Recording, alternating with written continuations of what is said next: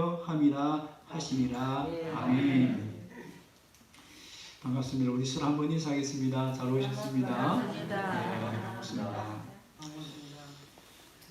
여러분 19세기 아주 유명한 복음 전도자 또 부흥사인 무디 목사님의 일화입니다. 어느 날 주일 아침에 교회를 갔는데 교회 앞에서 막 실랑이가 벌어진 것입니다. 한 거지 소년이 교회에 들어가겠다고 막 막무가내로 때를 쓰는 것입니다. 그러자 안내를 맡으신 분이 그 소년을 못 들어가게 막고 있는 겁니다. 그 모습을 보고 무디 목사님이 다가갔습니다. 그러자 안내를 맡으신 분들이 이야기를 하는 겁니다. 이 소년이 교회에 들어가면 절대 안 됩니다. 이 소년 때문에 예배의 분위기가 다 망칩니다. 이 소년을 절대 들이면 안 됩니다. 그런데 무디 목사님은 그 소년을 딱 붙들고 교회 안으로 들어가는 겁니다. 그뿐만이 아닙니다. 설교 시간이 되어서 무디 목사님이 그 소년을 강대상에까지 올라오게 하는 겁니다. 성도들이 웅성웅성댑니다. 이상하게 생각합니다. 왜 그러실까? 그러자 무디 목사님이 이야기합니다. 이 소년은 거지라는 이유로 교회에 들어올 수 없었습니다. 그러나 담임 목사님 제가 이 소년과 함께 하니까 교회에 들어올 수도 있었고 뿐만 아니라 강대상에까지 올라올 수 있었습니다. 그러면서 이렇게 얘기하는 겁니다. 여러분 우리도 다 예수님이 함께 하셨기 때문에 천국에 들어가게 되었습니다. 예수님께서 우리를 붙들고 들어가지 않으면 천국에 들어갈 수 없는 우리는 다 죄인들이었습니다. 천국 문 앞에서 다 쫓겨날 수밖에 없는 죄인들이었습니다. 그런데 예수님이 우리의 손을 붙들고 천국에 들어가니까 천사들도 막지 못하는 겁니다.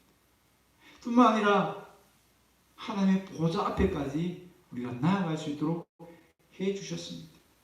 이 거지 소년의 모습은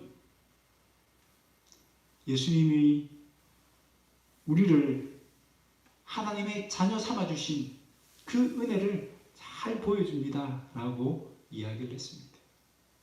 그날 성도들은 구원의 감동이 얼마나 큰가를 다 경험할 수 있었다라고 이야기합니다. 여러분 예수님은 하늘에서 내려온 하늘의 사닥다리입니다.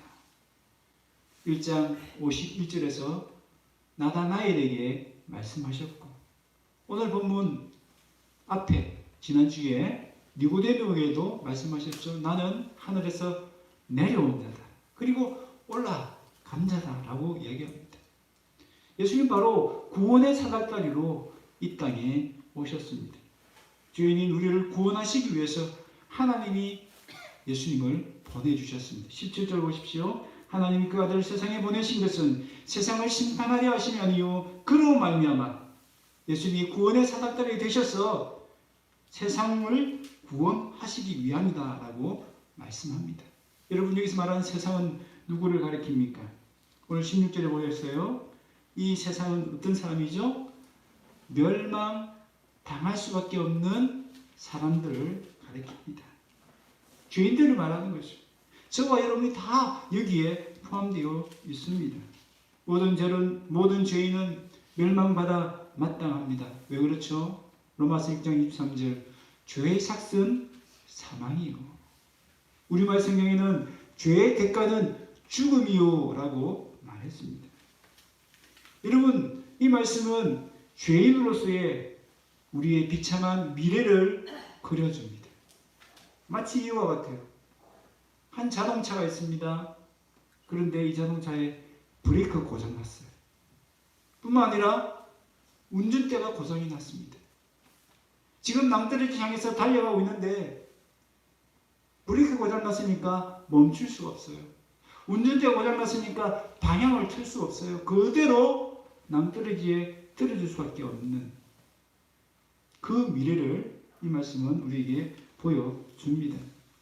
뿐만 아니라 이 말씀은 오늘 우리가 이 땅에서 왜 비참한 삶을 사는지를 것을 설명해 주고 있습니다. 18절 하반절에 뭐라고 말씀하시죠?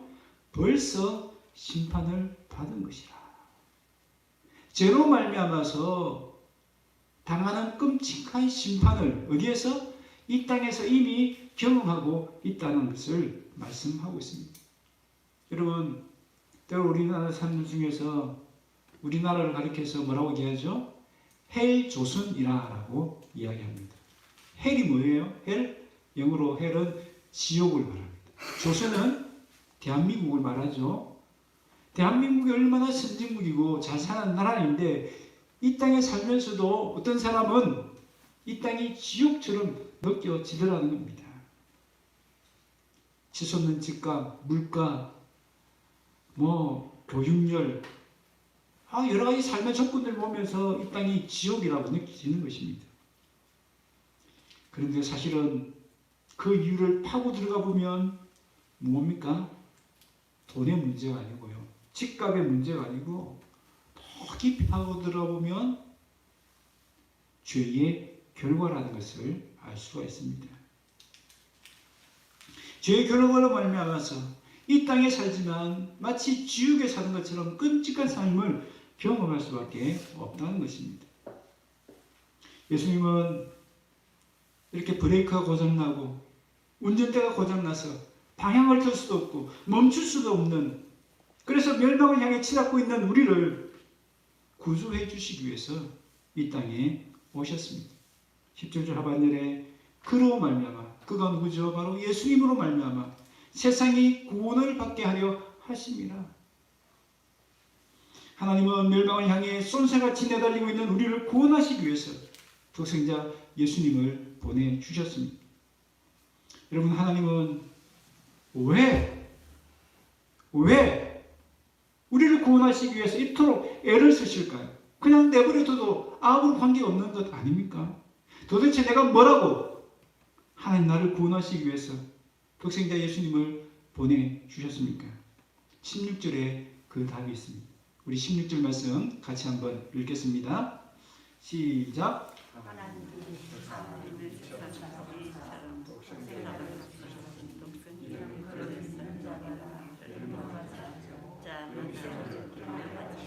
아멘. 아멘. 답이 뭐예요? 왜? 단 두 자. 사랑이죠, 사랑. 사랑하기 때문입니다. 여러분, 이 사랑은 세상에서 흔히 찾아볼 수 없는 사랑입니다. 그래서 성경은 이처럼이라고 했습니다.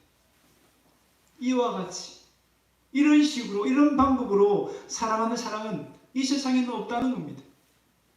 여러분, 부모 자식 간의 사랑도 얼마나 끈끈하고 뜨겁습니까? 사랑하는 연인 간의 사랑이 얼마나 불타는 듯 뜨겁습니까?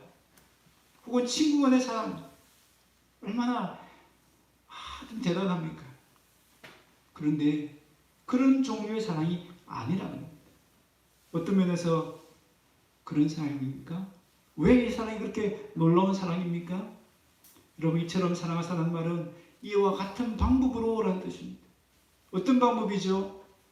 바로 예수님을 십자가에서 죽게 하시는 방법으로. 여러분, 죄인인 우리를 구원하시기 위해서 자신의 아들 독생자 예수님을 십자가에 죽게 만드셨다는 겁니다. 그런 사랑 이 세상에 어디 있습니까? 어디서 찾아볼 수 있습니까? 하나님 그런 사랑으로 죄인인 우리를 사랑하신다는 것을 보여주셨습니다. 확증해 주셨습니다. 뿐만 아니라 이 사랑은 어떤 사랑입니까? 영원히 변치 않는 사랑입니다. 사랑하사 원어를 보면요, 이 사랑은 과거에 지나간 인외적인 사랑이 아닙니다. 과거에 십자가를 지실 때만 사랑한 것이 아닙니다. 무슨 말입니까? 그때 십자가를 지실 정도의 그 뜨거운 사랑으로 지금도 나를 사랑하신다는 겁니다. 그 사람이 조금도 식지 않고 변하지 않고 지금도 우리를 향해서 그 사랑을 주신다는 뜻입니다. 여러분, 세상의 사랑은 변덕스럽죠? 상황에 따라서 변합니다. 상대방의 태도나 내 기분에 따라서 식어지기도 하고 변하기도 합니다. 그러나 하나님의 사랑은 여름철 쉽게 변질되는 김밥과 같이 않습니다. 금방 식어버리지 않습니다. 십자가를 지실 정도로 그 뜨거운 사랑, 지금도 우리를 향하고 있습니다. 심지어는 내가 넘어지고 실수하고 죄를 짓더라도 하나님 나를 포기하지 않으십니다. 여러분, 그 사랑을 하나님 호세아 선지자를 통해서 우리에게 보여주셨죠. 하나님은 호세아에게 음란한 여인 고멜을 맞이하라고 합니다. 장가들라고 합니다. 바람핀 그 여인을 다시 돈 주고 사오라고 말씀합니다. 여러분, 거룩한 선지자로서 도저히 할 수 없는 일이죠. 어떻게 음란한 여인을 아내로 맞이합니까? 여러분, 지금 상식에서도 이해가 되지 않잖아요. 예를 들어서 이런 얘기가 좀 그렇지만 어떤 목사님이 더러운 아주 죄를 지은 그 여인과 관계를 가진다, 결혼한다 이야기하면 성도들이 가만히 있겠습니까? 막 들고 일어나지 않을까요? 하나님은 그런 결혼을 하라는 겁니다. 왜 그럴까요? 왜 이런 명령을 주실까요? 하나님은 이 결혼을 통해서 누구의 사랑을? 하나님 자신의 사랑을 보여주고 싶어 하는 겁니다. 영적으로 바람을 핀 이스라엘을 나도 용서하고 사랑하겠다라는 것을 보여주시는 겁니다. 그냥 말로만 설명한 것이 아니라 눈으로 직접 볼 수 있도록 설명을 해주신 것입니다. 호세아 14장 4절, 내가 그들의 반역을 고치고 기쁘게 그들을 사랑하리니 나의 진노가 그에게서 떠났음이니라. 여러분, 어떻게 바람핀 여인을 기쁘게 사랑할 수 있습니까? 이유가 나의 진노가 그에게서 떠났다라고 합니다. 여러분, 어떻게 하나님의 진노가 떠날 수 있습니까? 그 진노를 누구에게? 예수님에게 다 쏟으셨습니다. 그 진노를 십자가에서 예수님께 다 쏟으셨기 때문에 이제 나는 기쁘게, 한때는 나를 버렸던, 내가 가장 미워하는 우상을 섬겼던 이스라엘을 기쁘게 사랑하겠다라고 말씀해 주시는 겁니다.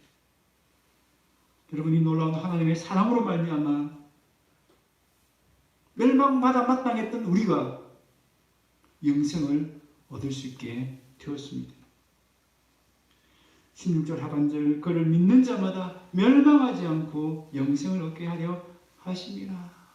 믿는 자마다 그 사랑을 아는 자, 그 사랑을 깨달은 자, 그 사랑을 받아들인 자는 누구든지 어떤 죄를 지었든지 과거가 어떠하든지 멸망하지 않고 영생을 얻게 해주시겠다라고 말씀해주고 있습니다. 여러분, 믿는다는 것은 뭘 말하는 거예요? 그 하나님의 사랑을 깨닫는 겁니다. 머리로는 이해가 되지 않지만 마음으로 믿어지는 겁니다. 느낌으로 와닿진 않지만 마음 깊은 곳에서부터 믿어지는 것입니다. 여러분, 어떻게 하나님의 사랑이 머리가 이해가 안 되고 느낌으로 와닿지 않는데 마음으로부터 믿어질 수 있을까요? 여러분, 그 이유는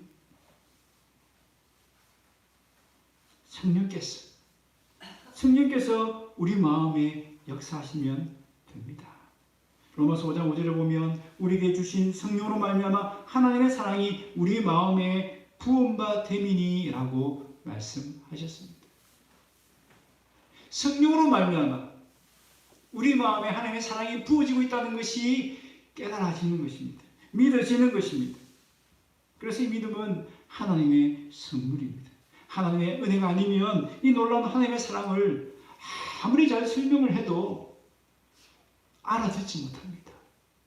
똑똑하고 머리가 좋다고 해서 이 하나님의 사랑이 깨달아지는 것이 아닙니다. 교회를 열심히 다닌다고 해서 이 하나님의 사랑이 믿어지는 것이 아닙니다. 여러분, 성경에 보시면요, 하나님의 사랑을 받고 있으면서도 내가 하나님의 사랑을 받고 있다는 것을 깨닫지 못하는 불쌍하고 안타까운 사람이 나옵니다. 누가복음 15장 탕자의 비유.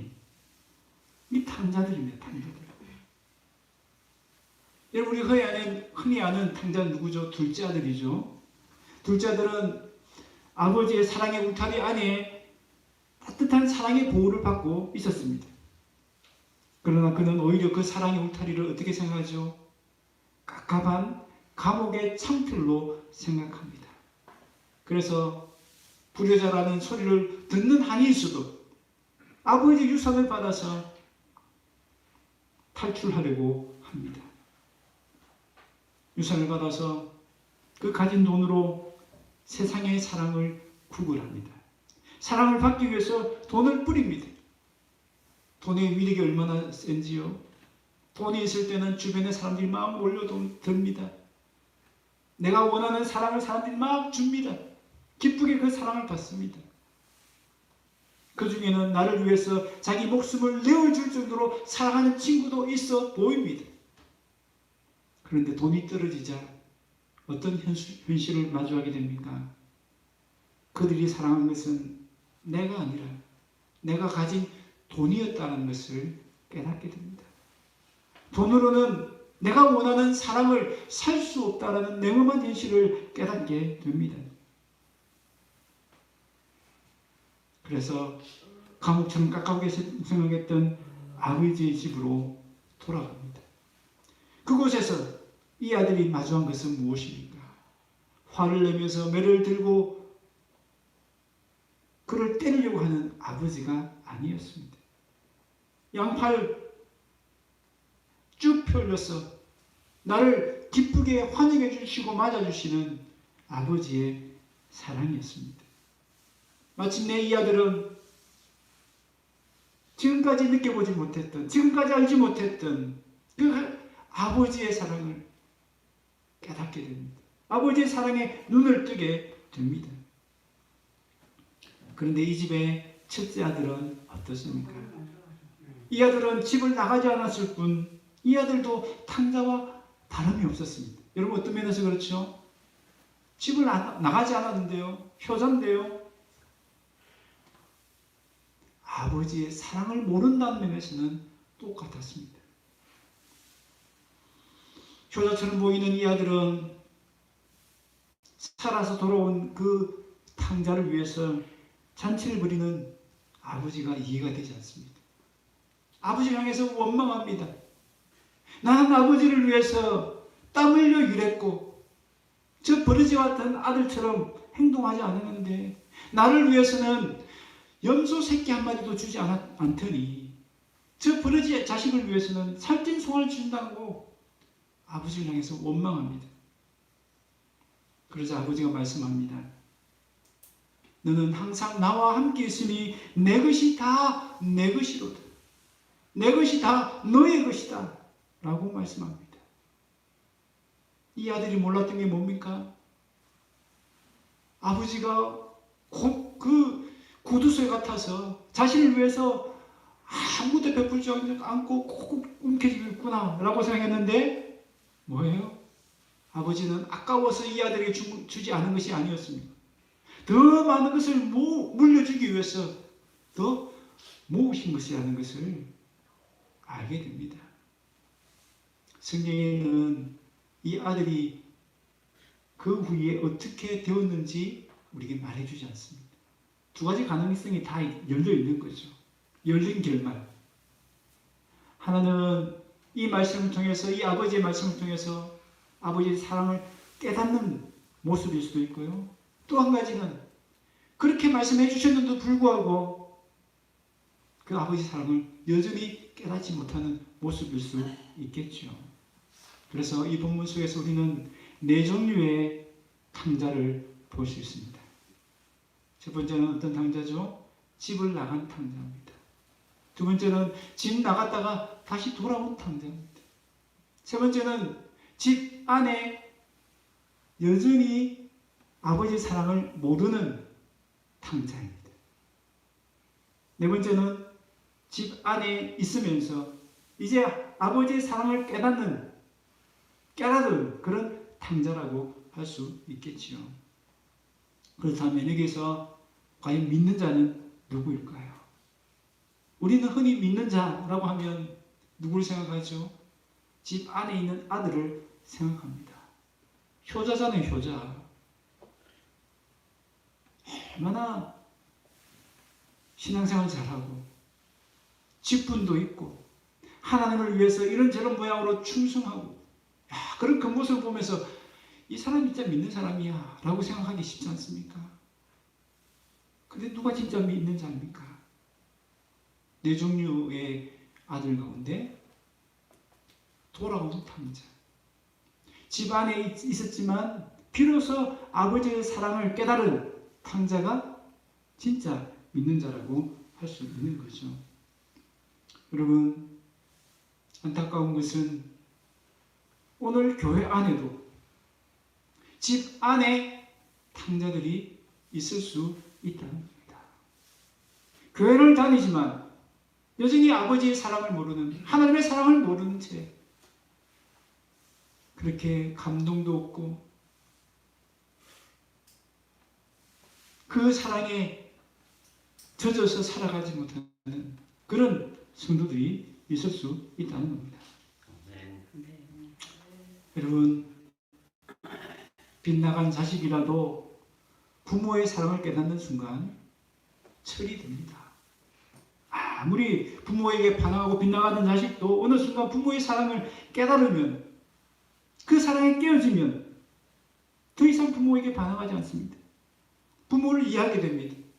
부모에게 순종하게 됩니다. 마찬가지입니다. 우리의 신앙은 언제 시작될 수 있을까요? 교회 다니는 것으로 시작되지 않습니다. 내가 집사가 되고 권사가 되고 장로가 되고 목사가 된다고 해서 신앙이 시작되는 게 아닙니다. 세례를 받았다고 해서 신앙이 시작되는 것도 아닙니다. 언제요? 하나님의 사랑을 깨달을 때, 그때 참된 믿음이 시작되는 것이고 참된 신앙이 시작된다라고 할 수 있습니다.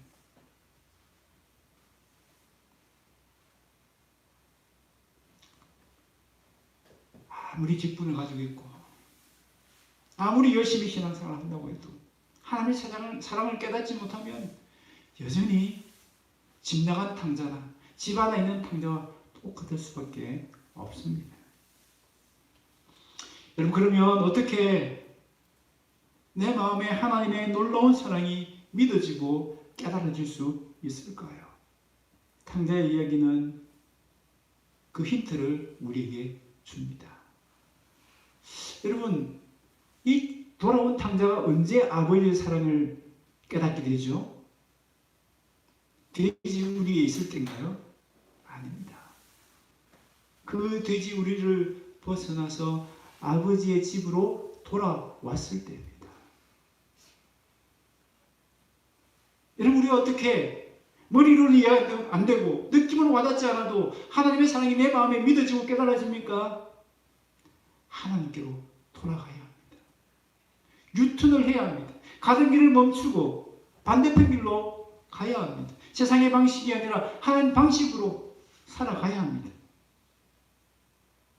여러분, 돈이 떨어진 탕자는 어떻게 합니까? 보통 집 나간 아들들도 돈이 떨어지면 어떻게 하죠? 집으로 다 돌아갑니다. 다른 방법이 없으니까요. 그런데 이 아들은 아버지 집으로 돌아가지 않습니다. 이유가 뭘까요? 여러분, 이유를 가만히 생각해 보세요.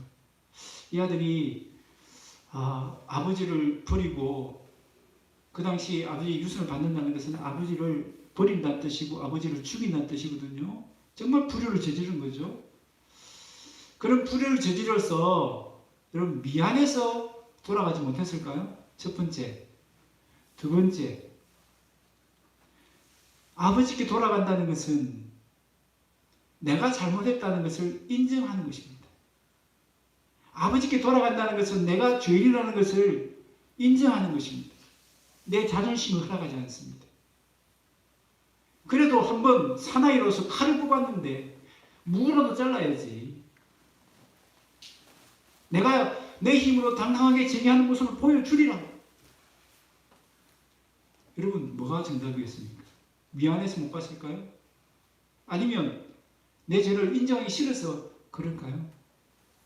여러분 오늘 본문에 그 답이 있습니다. 오늘 본문 19절 20절 보십시오.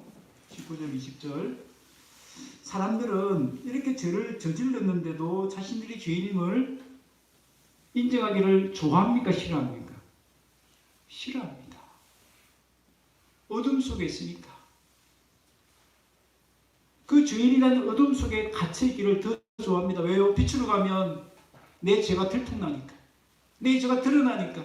내 죄가 들통나고 드러나면 부끄럽고 수치스러우니까. 그 죄를 인정하면 내가 벌을 받으니까. 끝까지 나는 죄인이 아니라는 걸 고집하기 위해서 빛으로 나오지 않습니다. 여러분, 이 탕자는요, 나도 한번 내 힘으로 일어나 보겠다라고 결정한 일이 뭡니까? 돼지 우리에서 일하는 겁니다.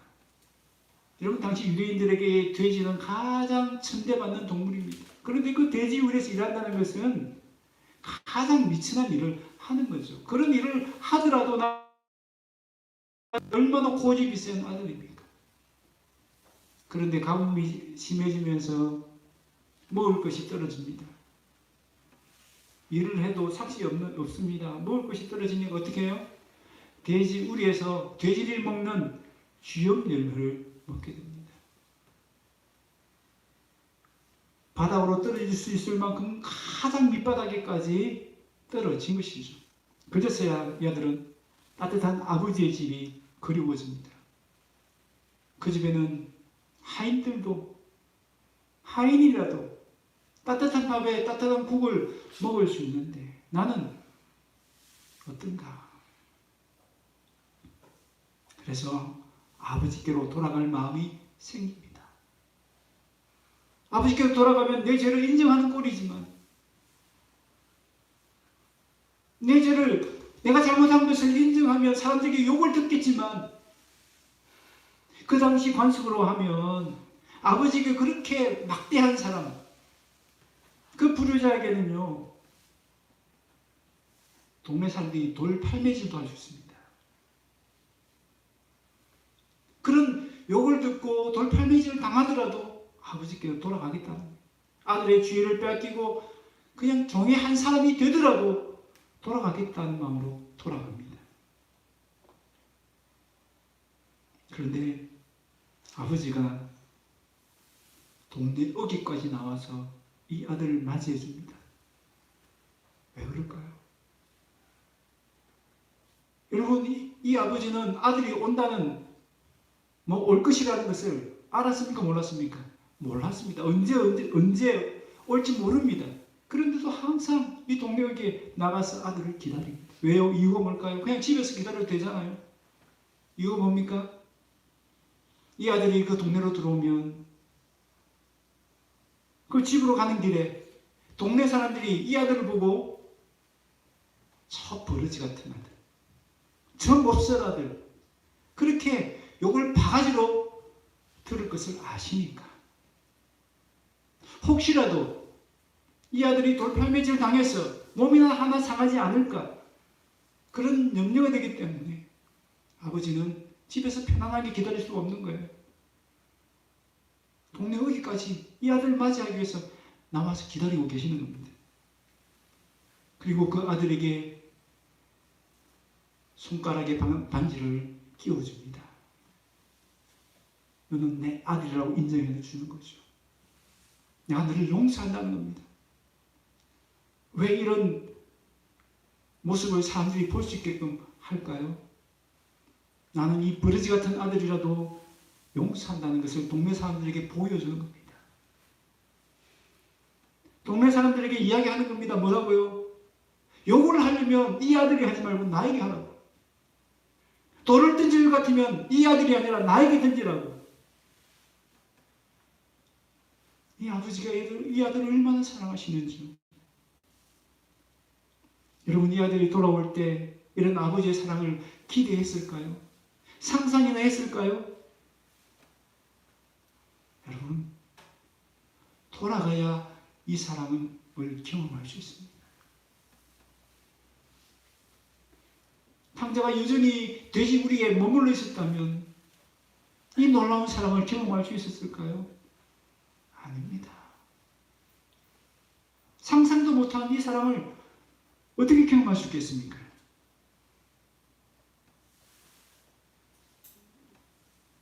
그런데 안타까운 것은 오늘도 많은 사람들이 돼지우리 같은, 그래서 그곳에서 쥐염 열매를 먹는 것 같은 그런 비참한 삶을 살고 있습니다. 그것이 내가 지은 죄의 결과라는 것을 알지도 못하고 인정하지도 않습니다. 그들은 돼지우리라는 어둠에 있으면서도 빛이신 예수님께로 나오기를 거절합니다. 싫어합니다. 자신들의 잘못을 인정하기 싫은 것입니다. 자신들의 죄가 들통나는 것이 싫은 것입니다. 그래서 그들은 죄 때문에 살게 된 그 비참한 돼지우리와 같은 삶을 벗어나지 못합니다. 그래서 18절 하반절에 벌써 심판을 받아가니라. 여전히 심판 가운데 있다는 것입니다. 여러분, 집 나간 탕자든 집 안에 있는 탕자든 이 하나님의 사랑을 모르는 사람은 어떤 삶을 살게 된다고요? 돼지우리에서 쥐염 열매나 먹는 그런 비참한 삶을 살 수밖에 없다는 것입니다. 이 하나님의 사랑을 알아야 됩니다. 이 하나님의 사랑을 깨달아야 됩니다. 이 하나님의 사랑을 받아들여야 합니다. 어떻게 해요? 하나님께로 돌아가야 합니다. 내가 주님을 인정하고 고백하면서 하나님께 돌아가야 합니다. 두 손 들고 하나님께 항복하고 하나님께 돌아가야 합니다. 여러분, 찬송가 280장에 그런 가사가 있지 않습니까? 전부여 의지 없어서 손 들고 옵니다. 주 나를 외면하시면 나 어디 가리까.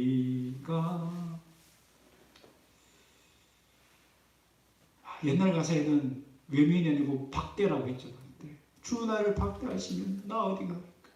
여러분, 탕자 같은 나가 주님께로 돌아가는데 주님은 나를 외면하십니까? 박대하십니까? 아닙니다. 탕자를 기다리고 맞이했던 그 아버지처럼 우리를 사랑으로 끌어안아 주십니다. 우리의 죄를 다 용서해 주십니다. 여러분, 세상 어디에서도 이런 사랑을 만날 수 있을까요? 세상 누가 이처럼 나를 사랑해 주시는 사람이 있습니까? 그런데도 오늘 우리는 어떻습니까? 이처럼 나를 사랑해 누군가를 찾아다니고 있습니다. 남편에게서 그런 사랑을 받고 싶어, 아내에게서 그런 사랑을 받고 싶어하고, 친구에게서, 이웃에게서 그런 사랑을 받고 싶어합니다. 그러나 그런 사랑을 줄 수 있는 사람이 있습니까? 없죠. 그러니까 날마다 우리는 그 사랑의 목마름에서 헤어나오지 못하고 절망하고 실망하며 사는 것입니다. 그런 우리를 향해서 우리 하나님은 우리를 초청하고 있습니다. 이처럼 나를 사랑해 줄 테니, 이처럼 너를 사랑해 줄 테니 내게 오라고 우리를 초청하고 계십니다. 하나님만이 나에게 완전한 사랑, 변함없는 사랑, 영원한 사랑을 주실 수 있습니다.